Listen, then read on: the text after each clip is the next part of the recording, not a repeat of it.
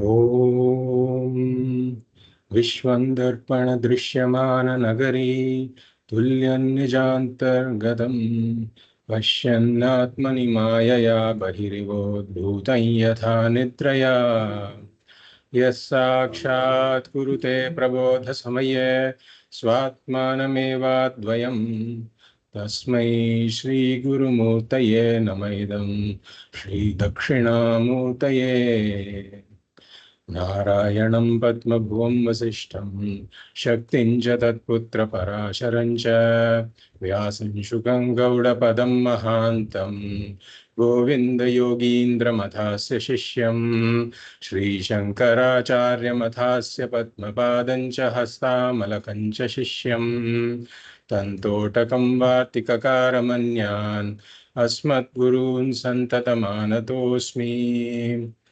श्रुतिस्मृतिपुराणानाम् आलयं करुणालयं नमामि भगवत्पादं शङ्करं लोकशङ्करं शङ्करं शङ्कराचार्यं केशवं बादरायणं सूत्रभाष्यकृतौ वन्दे भगवन्तौ पुनः पुनः परब्रह्मनिष्ठं स्वतो धर्मनिष्ठम् अहिंसैकनिष्ठं स्वशिष्यै सुजुष्टं यतीनां वरिष्ठं गुरूणां गरिष्ठं दयानन्दरूपं मदाचार्यमीडे नमः श्री परमार्थाय संसाराध्यासनाशिने श्रोत्रिय ब्रह्मनिष्ठाय तस्मै ब्रह्मविदे नमः सदाशिवसमारम्भां शङ्कराचार्यमध्यमाम् अस्मदाचार्यपर्यन्तां वन्दे गुरुपरम्पराम् ॐ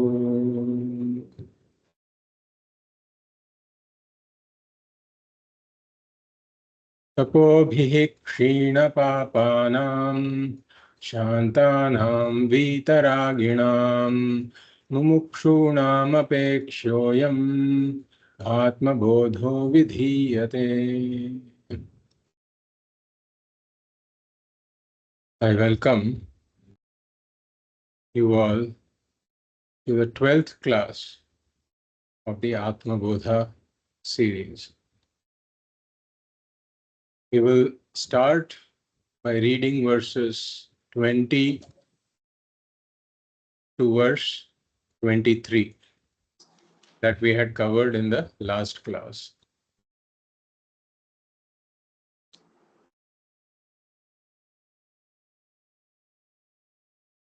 आत्मचैतन्यमाश्रित्य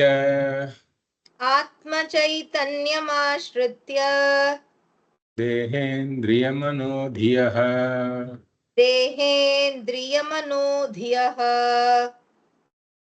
स्वक्रियार्थेषु वर्तन्ते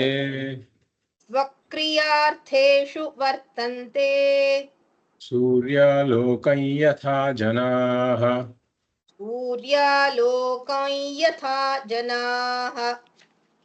देहेन्द्रियगुणान् कर्माण्यमले सच्चिदात्मनि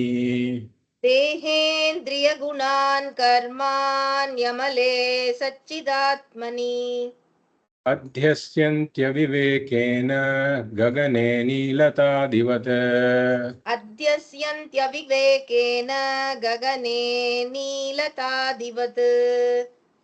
अज्ञानान् मानसोपाधेः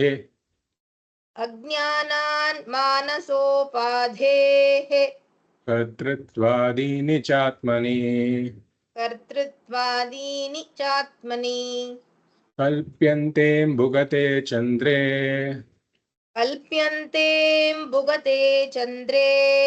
चलनादि यथाम्भसः रागेच्छा सुखदुःखादि बुद्धौ सत्यां प्रवर्तते सुषुप्तौ नास्ति तन्नाशे तस्मात् बुद्धेस्तु नात्मनः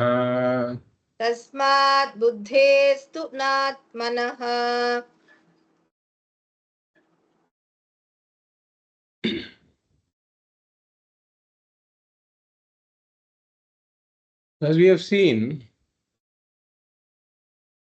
the Jiva has concluded that I am Apurnaha. I am deficient, wanting, inadequate. Whereas the truth is something that is entirely different, that the Jiva is Brahman. So, in order to trace how the Jiva came into this position, into this situation,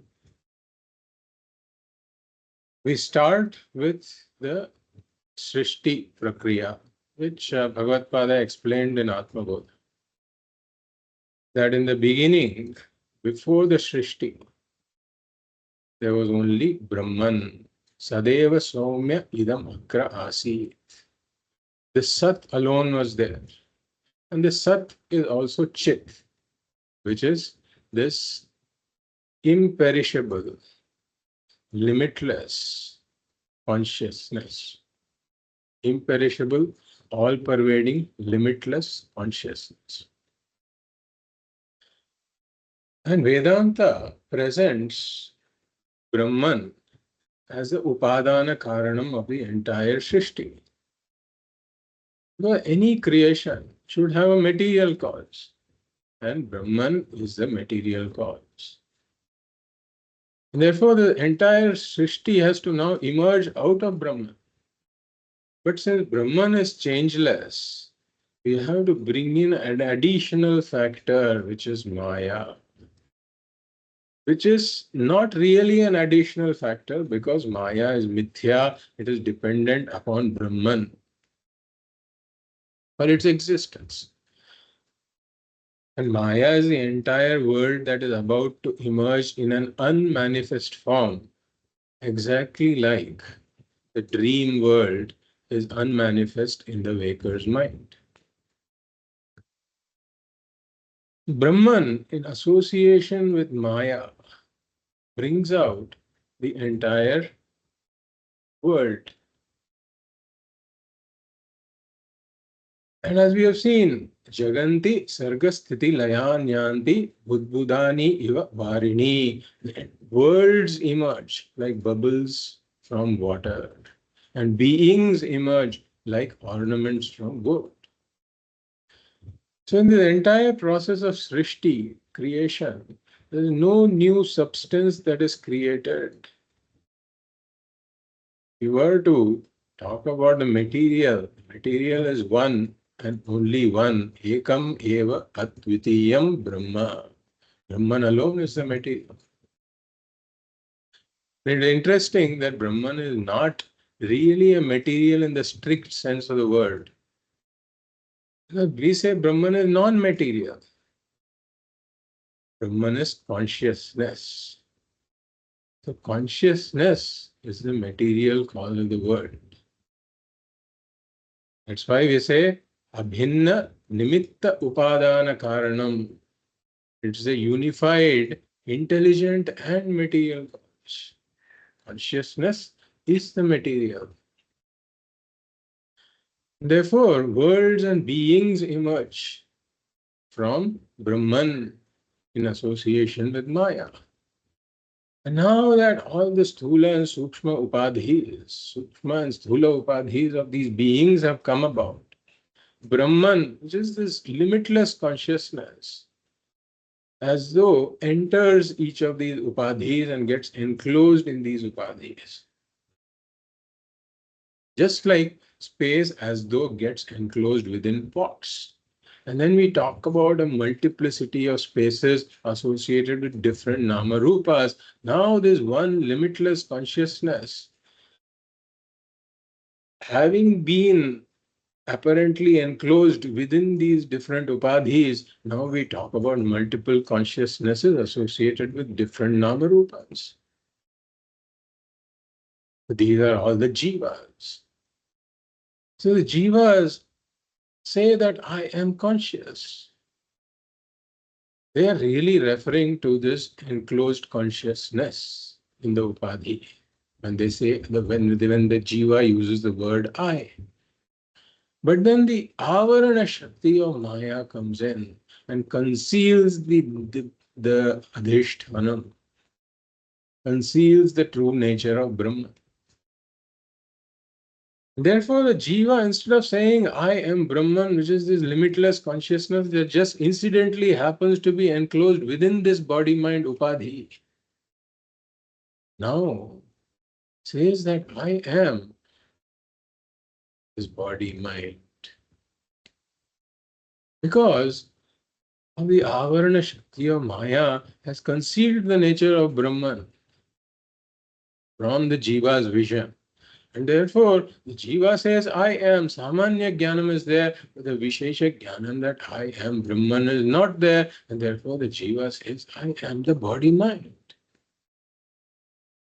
And superimposes the attributes of the body-mind upon this I that is really the limitless consciousness.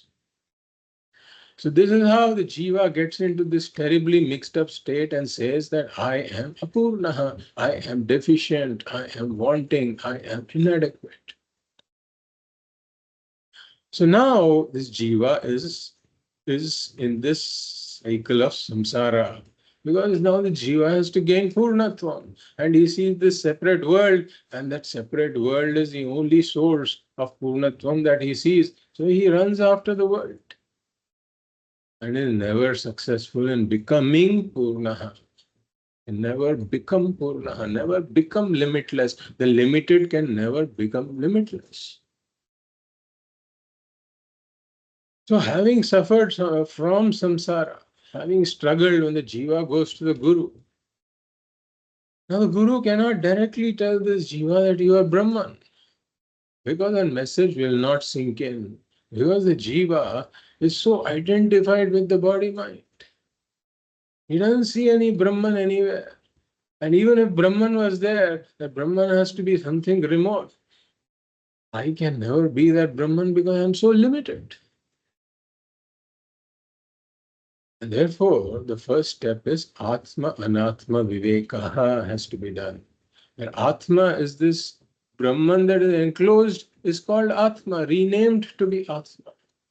Therefore, the Jiva has to now sort out the mix-up relatively first, saying that Atma is not a part, product, or property of this body. Consciousness is not a part, product, or property of the body. Consciousness is an independent principle that pervades this body. So this kind of separation of the consciousness from this upadhi has to be done. And this is not a physical separation, because physically there has not been a mix-up at all.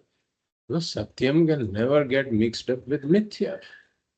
Like this man can never get married to the girl in his dreams. So physically there has not been a marriage of Atma and Anatma at all, because they belong to two different orders of reality. So where has this marriage, where has this unholy marriage happened? It has happened in his mind, in his buddhi. And therefore, he has to do the separation also in his buddhi only. There is no real separation that has to be done. Using the Shabda Pramana of Vedanta, this separation has to be done in the buddhi. Yukti avaghatataha, using yukti. And so as we saw, that he has to come to an appreciation of the fact that consciousness is not a part, product, or property of the body-mind. Consciousness is an independent principle that pervades the body-mind and enlivens the body. And consciousness is not limited by the boundaries of the body-mind. So when this kind of a separation is done, then later on the Guru can bring the Mahavakya. You say, Tattvamasi, you this Atma, that is behind this body mind, is indeed one with Brahman. That is the cause of the entire Srishti. And then he jumps to the understanding that I am really Satyam Brahma. that I am the Satyam and all else is Mithya. Atma Satyam Tadanyat Sarvam Mithyate. And that understanding is what really liberates this Jiva. As we saw in verse number 20, and in fact, some of the verses before that says that the Atma has got no activity. All the activity belongs to the body mind. And so somebody may say, then why do we need to talk about the separate Atma at all? There we saw the example of the movie and the screen. That the screen doesn't play any role in the movie. The screen is not a character in the movie. But then without the screen, there cannot be any movie. So similarly, without the Atma, his body, mind, senses cannot even exist. And moreover, the body, mind, senses are all inert. And therefore, it's only in presence of the Atma that the body, mind, senses, they get existence as well as consciousness. Therefore, in the presence of the Atma, the body, mind, senses engage in the various activities. Just like all the people, they engage in various activities in the presence of the sun. The sun is not actively involved in any of the activities, but the sun provides the light in which all the activities take place. Then we saw how laymen as well as philosophers superimpose the activities of the body, mind, senses and the attributes of the body, mind, senses upon the Atma. And that's where we talked about Adhyasa. We saw the definition of Adhyasa, Atasmin Tat Buddhi. In not that, seeing that. So in the not snake, seeing the snake. In the not silver, seeing the silver. Similarly, in this I, the Atma, that is not the body, mind, senses, I see the body, mind, senses and their attributes. Like in place of the rope, I see the snake, but then I superimpose the snake upon the rope. Instead of the rope, I see the snake, and then I superimpose the attributes of the snake also upon the rope. I not only say this is a snake, I say it is a striped, poisonous snake.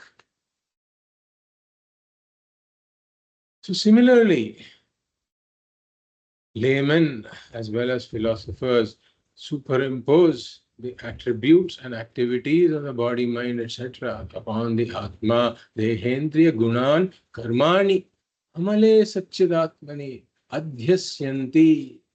They superimpose. They say that I am young, I am old, I am blind, I am deaf, I am emotional, I am disturbed, and I am Apurna.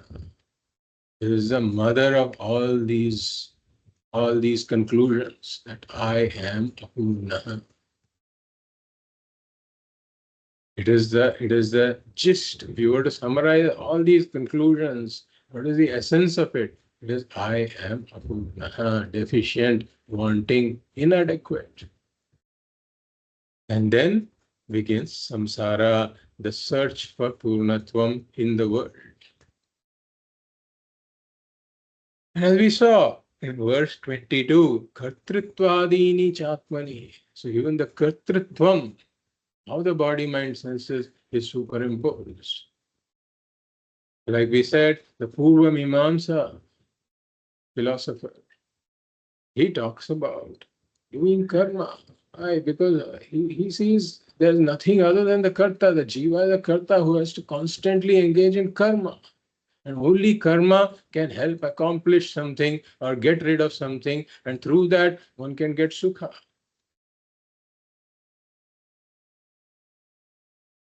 So therefore, one becomes a karta.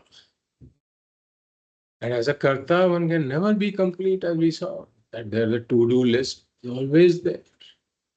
And but as you check off items in the to-do list, more things get added. So the karta, one can never be purna. And the karta always becomes a bhokta also. Karta is the one that has to face the consequences of the actions. Therefore, the bhokta is in the clutches of the law of karma. Therefore, the bhokta can also never be purna. And similarly, we can add pramata also here. The pramatritvam is also something that is superimposed. As a knower also, I can never be purna because the more I know about the world, the more I know that I don't know.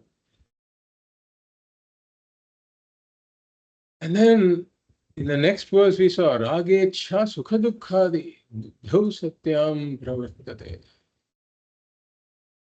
So even all the attributes of the body mind like raga, dvesha, ichha, sukha dukkha, etc. They are also superimposed. And like we saw, the Nyaya Vaisheshika philosopher says that all of this raga, dvesha, etc., they are really attributes of the Atma. Therefore, Bhagavad Pada is refuting the Nyaya Vaisheshika, Nayayika here, by saying that if they were really attributes of the Atma, then whenever Atma is there, the attributes must be there. But in deep sleep state, the Atma is there. The Atma is there, but then Raga, Dvesha, Sukha, Dukkha, Ichha, etc. are not there. And therefore, they cannot be the attributes of Atma.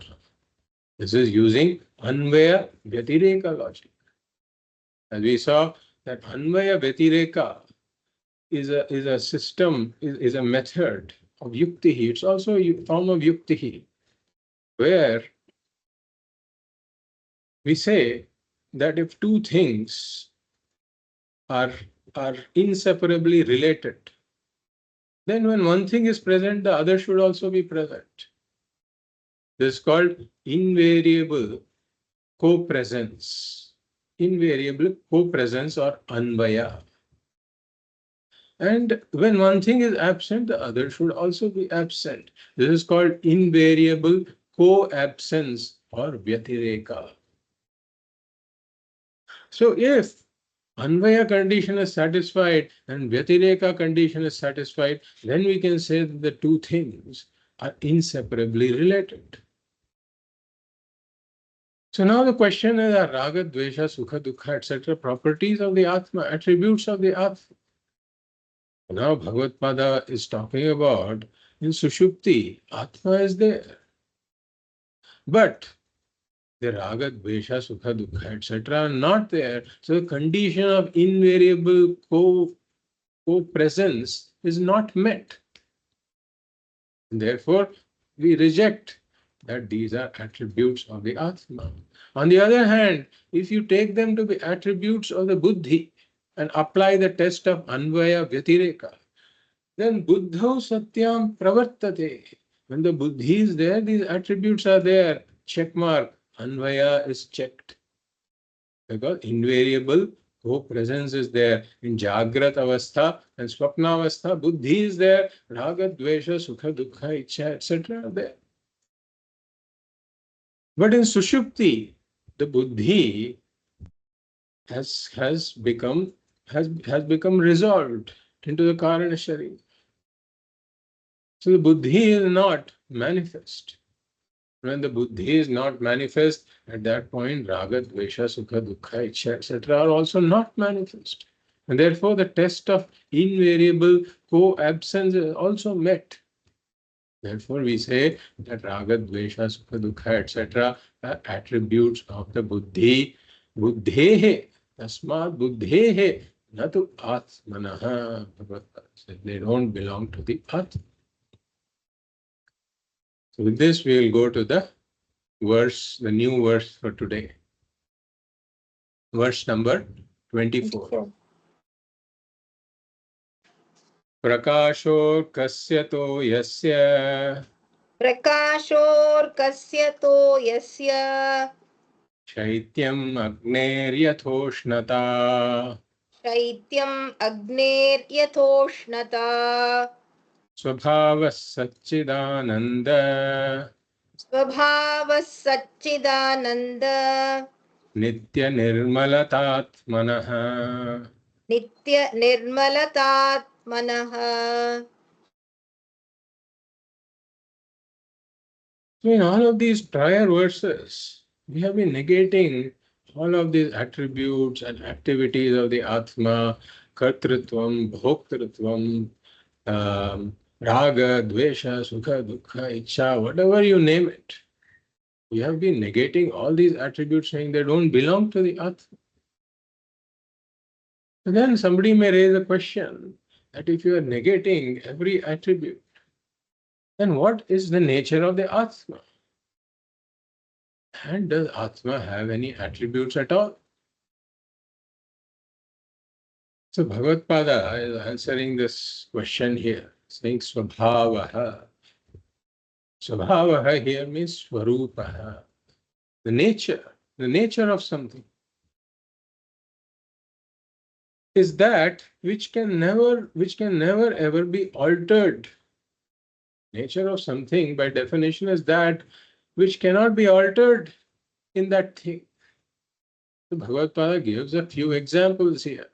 Yatha arkasya swabhavaha prakashah. Prakasho arkasya, prakashaha arkasya. So we can bring in there is a shaityam agner yatha. So if we do the sandhi vicheda here, prakashaha arkasya toyasya shaityam agnehi yatha ushnata स्वभावः सच्चिदानंद नित्य निर्मलता atmanah. So there's a yatha there. Shaityam agnehe yatha ushnata. So we can bring that yatha in and say yatha arkasya swabhavah prakashah. Like light is the nature of the sun. The sun, the light can never be separated from the sun. Unlike the moon has got borrowed light. But sun has got inherent light, which cannot be separated from the sun. So yatha arkasya swabhavaha prakashaha, yatha toyasya swabhavaha shaityam.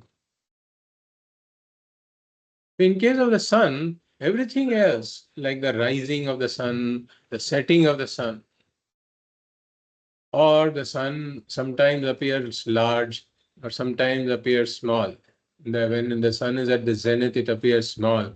When it's at the horizon, it appears to be large. So all of these are attributes that are from the standpoint of the upadhi. They don't really belong to the sun, the largeness or the smallness, or the rising or the setting, etc. But the prakasha is the inherent nature of the sun. So similarly, toyasya swabhavaha shaityam. The swabhava of water is its coolness. You will say, hey, but I can heat water. And water becomes hot. So we say that is true. But that is really foreign to the water. Because you have heated water, it has become hot. It is not inherent in the water. If you leave the water alone for some time, it returns to its natural state, which is its coolness. Therefore, coolness, shaityam, is the nature of toya. Toya means water. Agnehe swabhavaha ushnata. Like the swarupa of Agnihi is heat. Heat and fire can never be separated. There is no vyabhichara here. You can never see fire that is cold. Fire is always invariably hot. So similarly, if you were to ask what is the swabhava of Atma then? What is the swarupa of Atma? So Bhagavad Pada says, Sat-Cit-Ananda Nitya Nirmalata. This is the swarupa of Atma. So Sat, Chit, Ananda, Nitya Nirmalata. So what is Sat? Sat is existence. So what is existence? We normally use the word exist to say the pot exists, the cot exists, the mat exists. We talk about objects existing. Then what is this existence? Sat. The Swamiji talks about 5 features of existence also. 5 features of existence. It's very similar to the 5 features of consciousness. And there's a reason why there is so much similarity. We will look into that sometime. But here, the 5 features of existence are: existence is not a part, product, or property of any object. Existence is an independent principle that pervades every object and makes it exist. And existence is not limited by the boundaries of the object. And existence continues even if the object gets destroyed. And the 5th one is that this surviving, continuing existence, even after the object gets destroyed, cannot be transacted with, not because it is not there, but because there is no medium for it to manifest.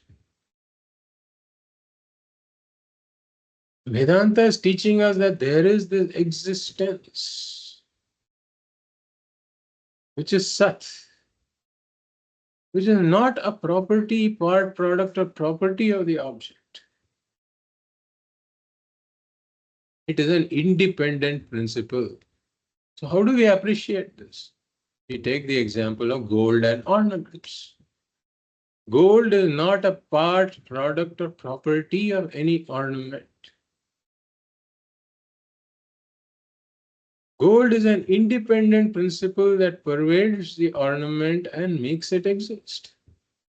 Because without the gold, the ornament cannot exist. And gold is not limited by the boundaries of the ornament.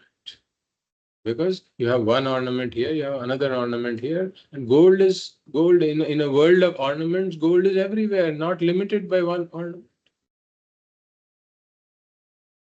And gold continues to exist even when the ornament goes. Nothing happens to the gold. And finally, the gold that continues to exist cannot be transacted with in the form of wearing the gold, etc. In the limited example, you can say you cannot transact in the sense you don't go about wearing gold bars. So you can say that gold cannot be transacted with in the form of wearing. But that doesn't mean the gold doesn't exist. The gold is there, very much there. But there is no medium through which you can transact with the gold in the form of ornaments and wear it. So similarly, in this world, there is one principle which is Sat, which is really existence, which is not a part, product, or property of any object. It's an independent principle, pervades every object and makes it exist, and survives the destruction of every object. So Atma is that Sat. Atma, being one with Brahman, is really that Sat. Because we said in the beginning of Srishti, Brahman alone was there. Sadeva Soumya idam agra asit. Idam agre asit becomes idam agra asit because of a sandhi. Agre means in the beginning. So Sat alone was there. And we said this is the material cause. So it being the material cause, it has to pervade every object. It is not a part, product, or property of any object, pervades every object, makes every object exist. Not limited by the boundaries of any object. And It survives the destruction of every object. Every object is gone in pralaya, but then Brahman continues to be there. So Atma is of the nature of Sat. Atma is nothing but another name for the enclosed Brahman. That's all. So since Brahman is Sat, Atma is Sat. And then Atma is of the nature of Chit. So as we said, that Sat is available everywhere. Because Sat, wherever I say something exists, Sat is there. It is because of Sat that thing exists. But then Chit is not available everywhere for me, as we saw. Sada sarvagatopyatma na sarvatra avabhasate. Buddhau eva avabhaseta. So only in the presence of a sukshma sharira, chit aspect of Atma gets manifest. Therefore, I can't say this desk is conscious. The wall is conscious. I can say this ant is conscious, this lizard is conscious, this human is conscious. Therefore, the aspects manifests only in the presence of a sukshma sharira. So then what is the chit? We are talking about manifestation of the chit in the body, mind, senses. So what is the chit? It's consciousness. Again, 5 features of consciousness. Consciousness is not a part, product, or property of the body, mind. Consciousness is an independent principle that pervades the body, mind and enlivens the body. Consciousness is not limited by the boundaries of the body, mind. Consciousness continues to exist even after the death of the body, mind. And the surviving consciousness that exists even after the body, mind goes away cannot be transacted with, not because it is not there, but because there is no medium for it to manifest. So we can see the similarity between Sat and Chit in terms of the 5 principles. Really speaking, there is no difference between Sat and Chit at all. Sat is Chit, Chit is Sat. Consciousness is existence. Existence is consciousness. So Sat Chit Swarupa and then Ananda Swarupa. So the manifestation of Sat is everywhere. The manifestation of Chit requires a special medium of the Sukshma Sharira. And Ananda is this fullness, wholeness, limitlessness of the Atma. The manifestation of that requires a conducive state of mind called Anandamaya Kosha. Only in the Anandamaya Kosha, which is a conducive state of mind, the fullness, wholeness, limitlessness of the Atma manifests in the form of experiential happiness. Happiness that is experienced, the happiness that comes and goes. What is the source of it? He said, no object in the world even has an iota of happiness. The happiness that is experienced, the source of it is the Atma, which is of the nature of Ananda. And in the presence of Atma, when there is a conducive state of mind, the Atmananda manifests in the form of this happiness that is experienced. And how is this conducive state of mind attained? Generally speaking, it is attained when an object of desire is accomplished. When one is united with a certain object of desire. At that point, the mind is in a conducive state. And in that conducive state of mind, the Atmananda manifests. But then, as we have seen, the human being mistakes this experienced happiness, mistakes the source of it to be the object.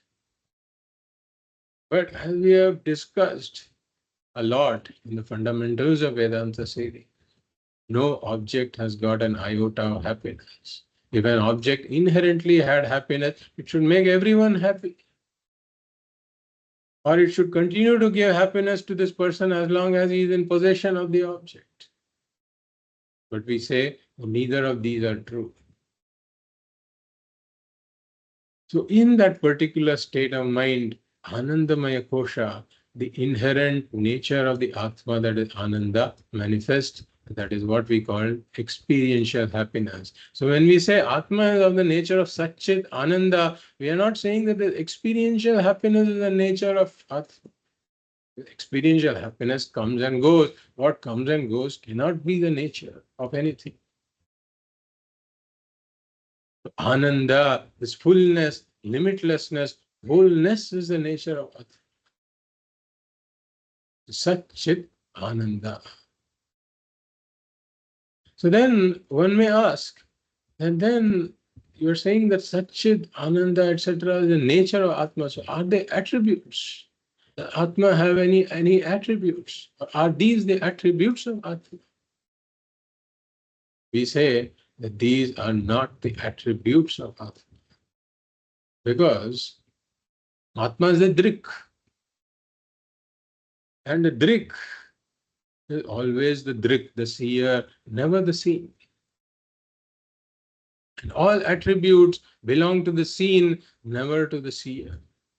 Therefore, Atma is attributeless. So we say that Sat, Chit, and Ananda are not the attributes of Atma, but that is the very nature of Atma. And then Nitya Nirmalata. Nitya Nirmalata. So here there are two ways we can look at it. We can say Sat, Chit, Ananda, and Nitya. Being Nitya is the nature of Atma. So here we can look at it in two ways. We can take Nitya to be separate as the nature of Atma. We can say Atma is Nitya. So imperishable. Means Atma itself doesn't have any birth or death. As we have seen that birth or death, they really belong to the Sthula and Sukshma Sharira.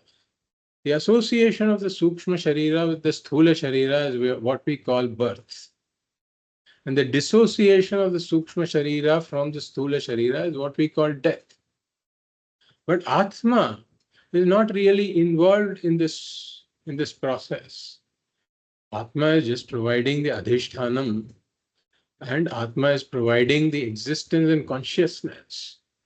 And Atma is Asangaha, as we have seen. Asangaha means space-like. It is not related to anything because it is Satyam. Satyam is not related to Mithya at all. And therefore, Atma doesn't have any connection to this process of birth or death. Atma itself doesn't have any birth or death. That is a association of the Sukshma with the Sthula Sharira, or dissociation of the Sukshma Sharira from the Sthula Sharira. And moreover, if Atma were born,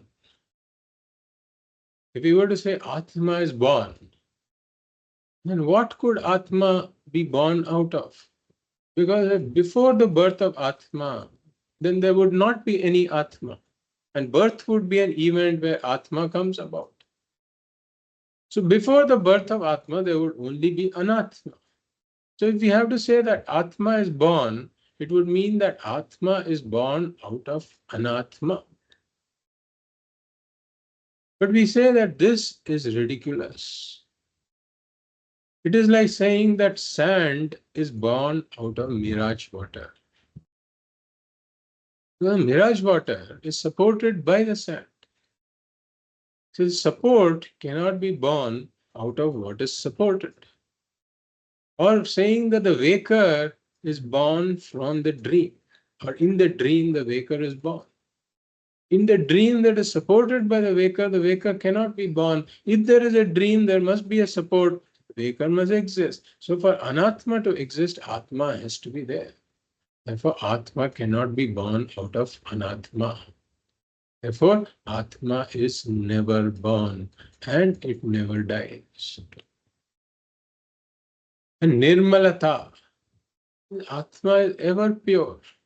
It is free of all these limiting attributes that we have seen. Because all the attributes belong to the drishyam, never to the drik. Therefore, Atma is free of all these attributes. Moreover, Atma being Satyam is never affected by the attributes of Mithya. Therefore, Atma is Nirmala, ever pure. Or we can look at it as Nitya Nirmalata, where Nitya becomes an adjective for Nirmalata, meaning it is always pure, it is always untainted. So eternally free of all these attributes. Or if we take the example, of the rope snake, then before the snake came into existence, we say the rope was there. So before the superimposition of the snake, the rope was there. And after knowledge, when the superimposition is removed, also the rope alone is there. But during the superimposition, what is there? We would be tempted to say that the snake is there. But we say that even during the superimposition, the rope alone is there. The rope has not been tainted in the least by the snake. So, Satyam again is never touched by the attributes of the Mithya. So similarly, even during the Ajnana Kala, the snake is superimposed during the Ajnana Kala. Similarly, during the Ajnana Kalam of the Jiva, the Jivatmam and all its limited attributes have been superimposed on the Atma. But even during the state of superimposition, Atma is untainted. It is still ever pure. It is Nitya Nirmala. Even for an ignorant person, Atma is Nitya Nirmala. Then what is this purification that we talk about? We say that an Ajnani has to purify, right? Has to go through this Chitta Shuddhi, etc. Right? So there it is really Chitta Shuddhi. It is purification of the mind that we are talking about, not the purification of the Atma.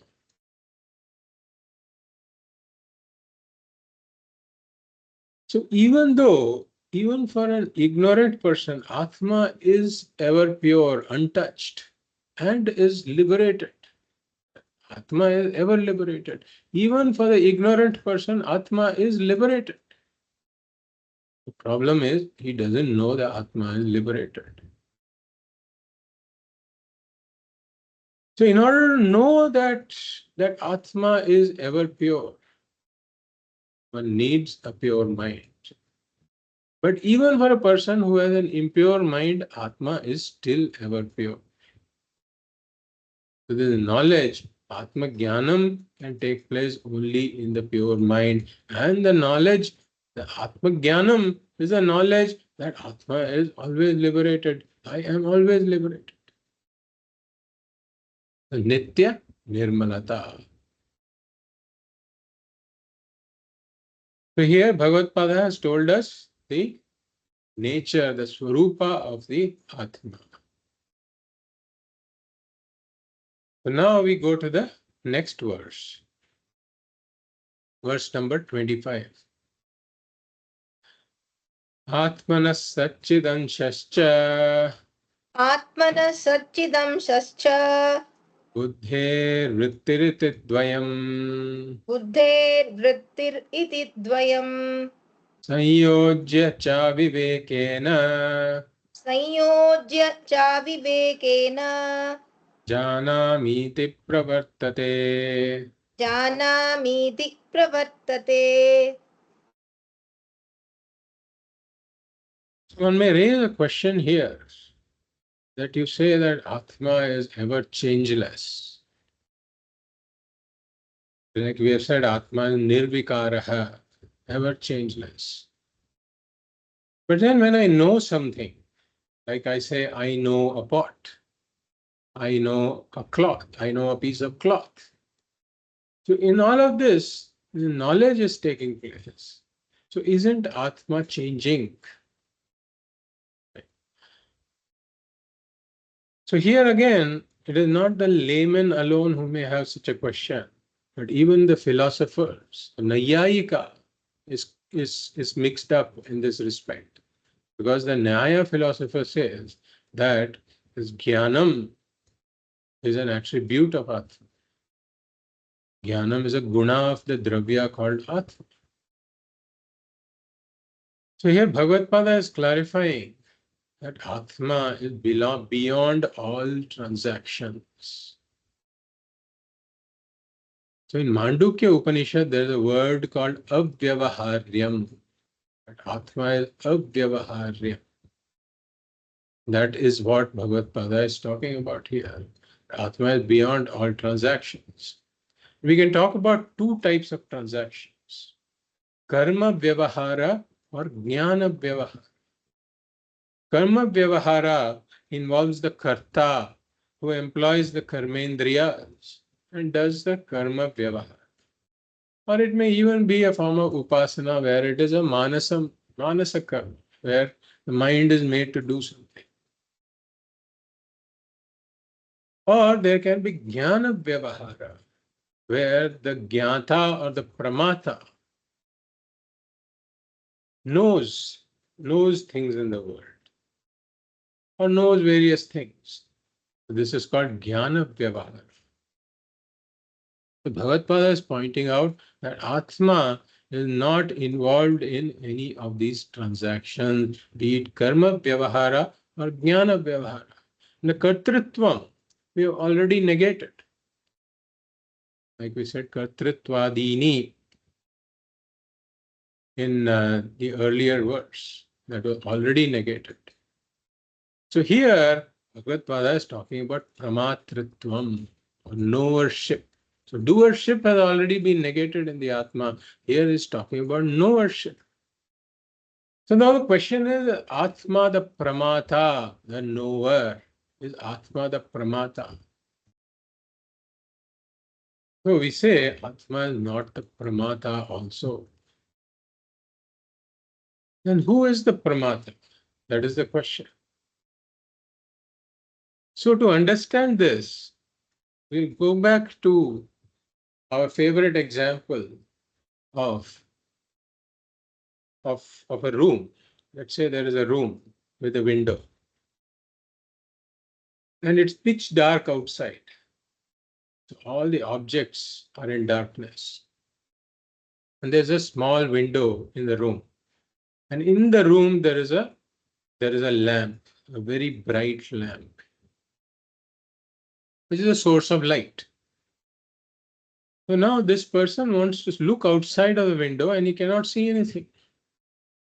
So he takes a mirror and he places it next to the window.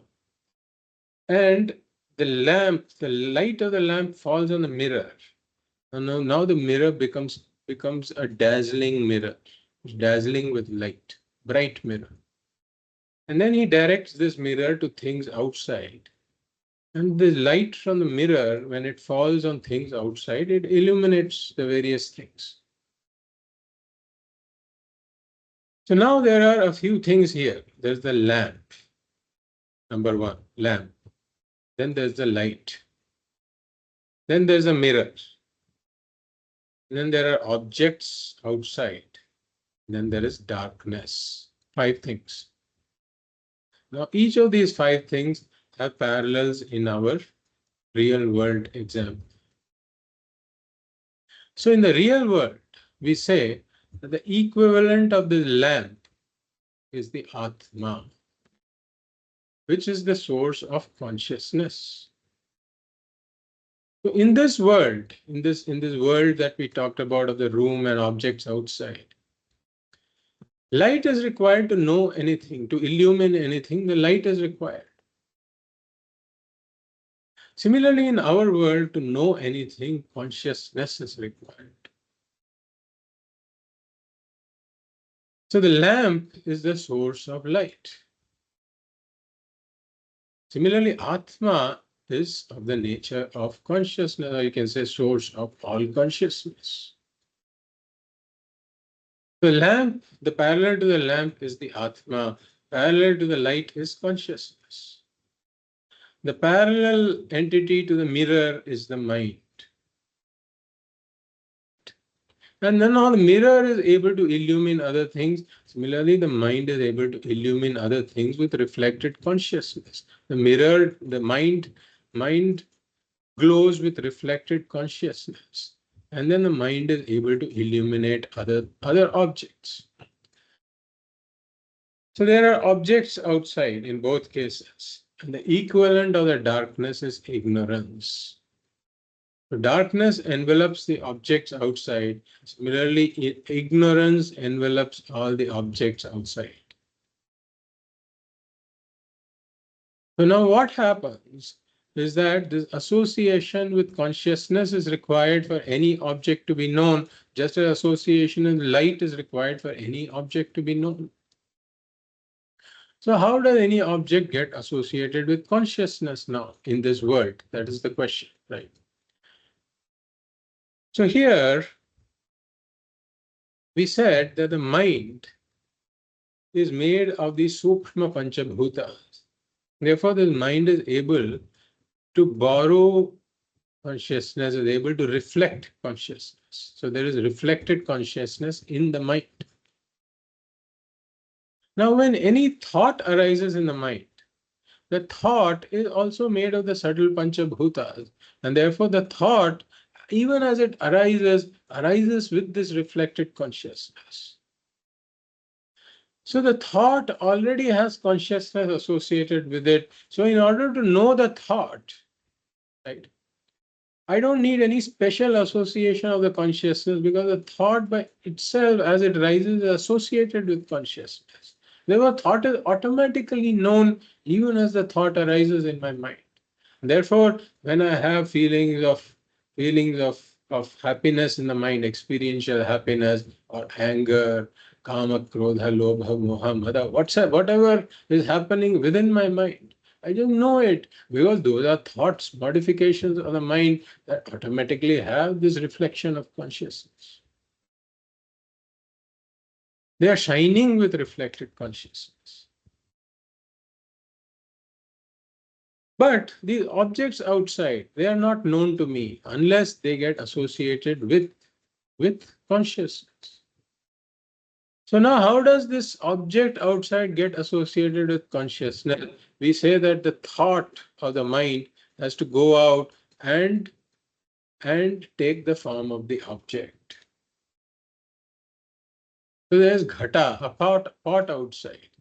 So the thought that rises in the mind has to go out through my chakshurindriyam and contact the pot and take the form of the pot. So then this ghatakara vritti takes place in the mind. Now this ghatakara vritti, like we said, is imbued with this reflection of consciousness. It shines with the reflection of consciousness. So just like the light from the mirror that goes out and it removes the darkness and illumines the object, similarly, this vritti from the mind goes out and takes the form of the object. When it takes the form of the object, it removes the ignorance of the object. The darkness goes when it's contacted by the light. Similarly, here the ignorance goes when it's contacted by the vritti. So there are two things, Vishaya Avarana Nivrittihi and Vishaya Prakashaha. So the ignorance goes and then the object is illuminated. So this Ghatakara Vrittihi is associated with the reflection of consciousness. And this is what we call pot consciousness or pot knowledge or Ghata Jnanam. So this is how the pot knowledge takes place. So here there are two things if we note. There is the mind that is shining with the reflection of consciousness. The mind is associated with the reflection of consciousness, the mind as a whole. And then every vritti in the mind is also associated with the reflected consciousness. So this buddhi pratibimbita chaitanyam, this reflected consciousness in the mind is what is called the pramata, the knower. And this vritti pratibimbita chaitanyam, this reflected consciousness that is there with the ghatakara vritti is what we call jnanam or prama. So pramata is the buddhi pratibimbita chaitanyam, prama is the vritti pratibimbita chaitanyam. As we have seen in the first knowledge principle, when the pramanam comes in contact with the prameya, and the prama takes place in the pramata. So we talked about the pramata and the prama. So the pramata is there. Initially, this buddhi pratibimbita chaitanyam is there. And then the vritti that goes out through that particular sense organ, right, before taking the form of the pot, that is the praman. That requires the functioning of the sense organ. So that is the pramana vritti. And then the pramana vritti takes the form of the object, it becomes the prama. The pramanam comes in contact with the prameya, and the object outside is the prameya.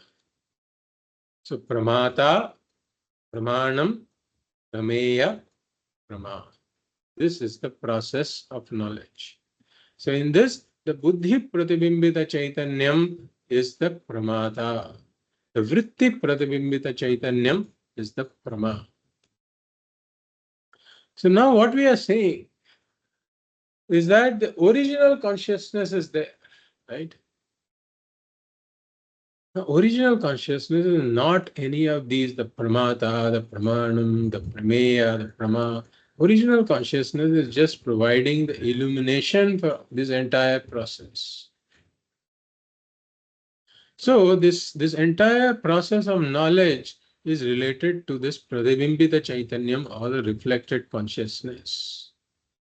Because again, anvaya vedireka, in deep sleep, sushupti, this reflected consciousness, etc., is also resolved. All of this is resolved. All of this equipment for gaining knowledge is resolved. And therefore, there is no jnana vyavahara. But then in Jagra Avastha, there is this jnana vyavahara.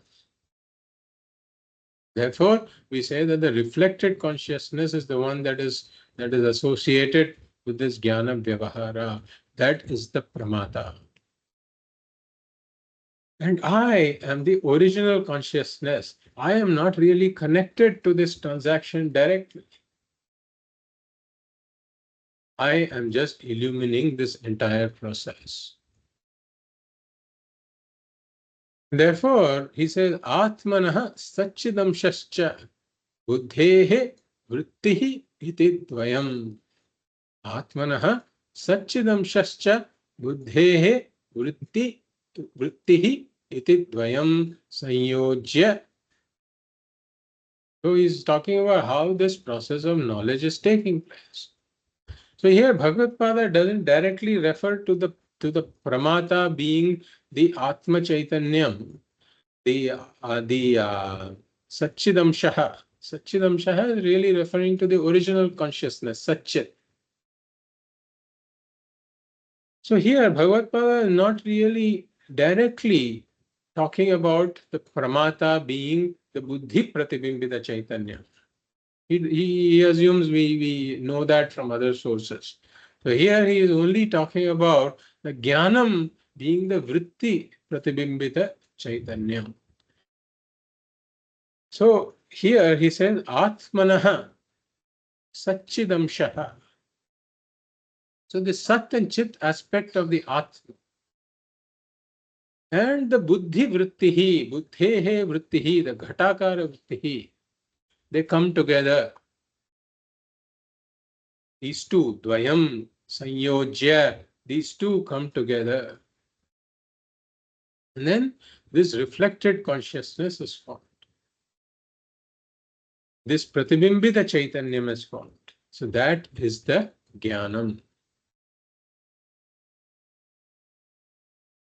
So now it is really the Pramata, the Jnata, that is the knower.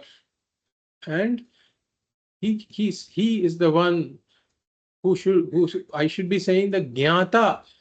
Jnata knows the ghata. The knower knows the pot. But what do I say?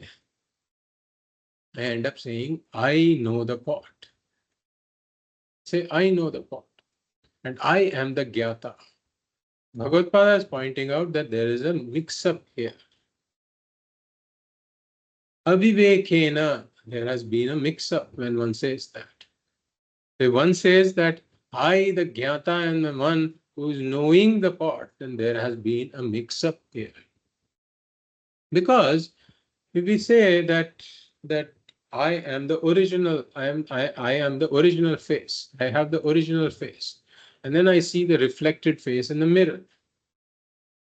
Now the reflected face in the mirror, let's say the mirror is it's really a pool of water, and then the pool of water has some movement. So the reflection is moving along with the pool of water. The reflection is getting affected by that vyavahara. Now, I should not be saying I am getting affected. I should say the reflection is getting affected. The reflection is involved in that movement. So if I say I am involved in the movement, there has been a mix-up, confusion. So similarly here, avivekena janami iti pravartate. It is because of confusion that I say janami, meaning I know.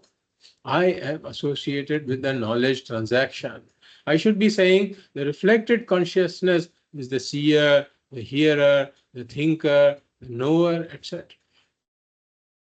But because of aviveka, because of ignorance and mix-up, I say I am the hearer, thinker, seer, knower, taster, smeller, all of this. The Atma is taken to be the knower. This is the mix-up. So I, the Atma, am just a witness consciousness. I don't have any connection with this transaction. So I illuminate the knower, the known, and the knowledge. It's Triputi, it's called the Triputi, the knower, known, and the knowledge. All of this is illuminated by me. In my presence, all of this happens. But I am not involved in this jnana vyavahara. So this is the confusion Bhagavad Pada is clearing. And therefore, pramatritvam, jnatritvam also doesn't belong to the Atma. We negated kartritvam, bhoktritvam, and pramatritvam in the Atma. Now we will also look at the next verse also, because it is a related verse. Atmano vikriya nasti. आत्मनो विक्रिया नास्ति बुद्धेर्बोधो न जात्विति. बुद्धेर्बोधो न जात्विति जीवः सर्वमलं ज्ञात्वा जीवः सर्वमलं ज्ञात्वा ज्ञाता द्रष्टेति मुह्यति. ज्ञाता द्रष्टेति मुह्यति. So it is not drishteti, but drashteti. So somebody may raise a question here that Why do you need to introduce this reflected consciousness? Reflected consciousness is called Chidabhasa. Chidabhasa. Why do you need to introduce this reflected consciousness? Because there is generally a principle which is called Laghavam. Laghavam means you try to explain something with the minimum possible moving parts. You try to explain a certain phenomena in the simplest possible manner. And in English, the equivalent is called the Occam's razor.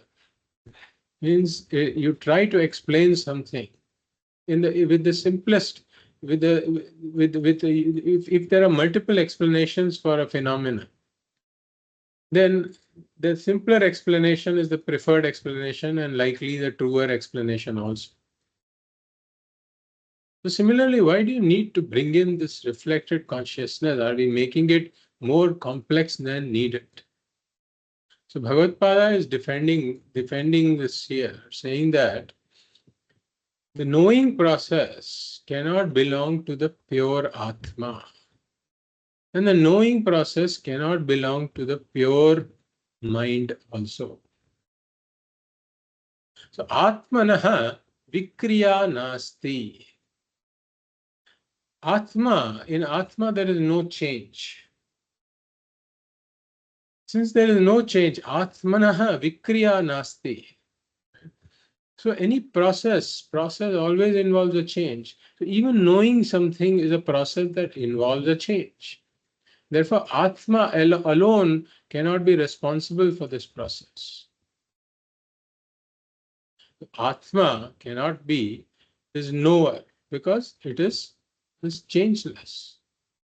It cannot be responsible for this process of knowledge. Just like this bulb, the lamp or the light alone, right, cannot illumine objects outside by itself. It needs the participation of the mirror also. On the other hand, buddhehe bodhaha na jatu iti. The buddhi, on the other hand, by itself, it is not even sentient. It doesn't have any consciousness by itself. So the buddhi alone cannot also be responsible for this knowing process.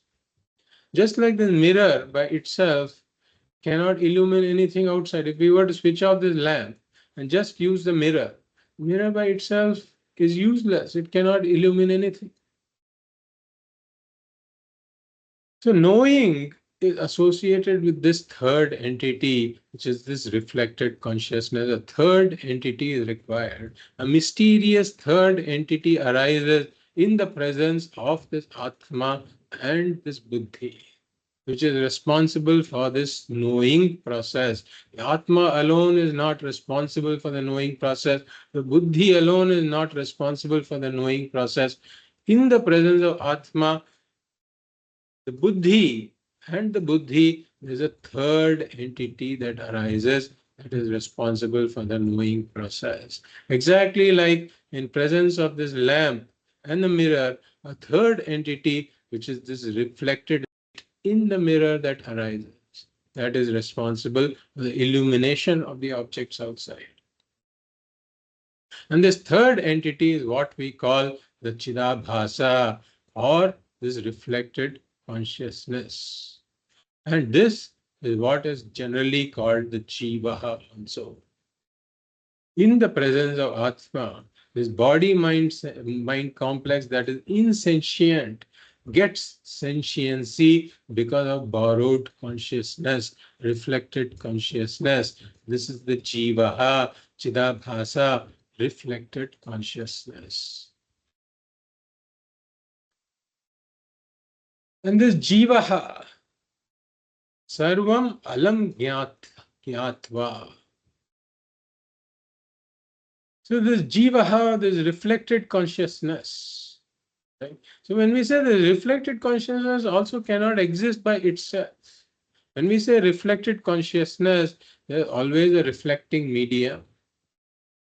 which is the body-mind complex, which is the reflected medium or the RM. This reflected consciousness we call the RC. So the RC is always backed by the RM, which is the reflecting media and the original consciousness. So there are these three things that come together: reflected consciousness, the reflecting media, and the original consciousness. This is the Jiva. So this Jiva, alam gyatva. So alam gyatva means knows enough. It knows enough to commit a mistake. It doesn't know everything. It knows enough. The samanya jnanam is there, but the vishesha jnanam is not there. If it knows I am, this body-mind complex in the presence of Atma becomes sentient, begins to say I am, because of this reflected consciousness. So it knows that I am. And then it can say this is a pot, this is a cart, this is a mat, this is a horse, whatever. All of these knowledge transactions are taking place. So I am, and the knowledge transactions are taking place, and therefore it says, I am the Jnata. Jnata drishta iti muhyati. Becomes deluded and says, I am the Jnata, I am the drashta, I am the seer, I am the knower, I am the thinker, I am the hearer, I am the taster, etc. But really speaking, who is he really? He is the original consciousness. Who are you? Are you the original phase or the reflected phase? You'll always say, I am the original phase, not the reflected phase. But then the problem is the reflection takes itself to be the original. Reflection takes itself to be the original. And then because of the mix-up, starts to say that I am the knower, I am the thinker, etc. So it has lost sight of the fact that there is this original Atma. It's like that mirror saying, right? Mirror with the reflected light saying, I am the one who's illuminating everything here.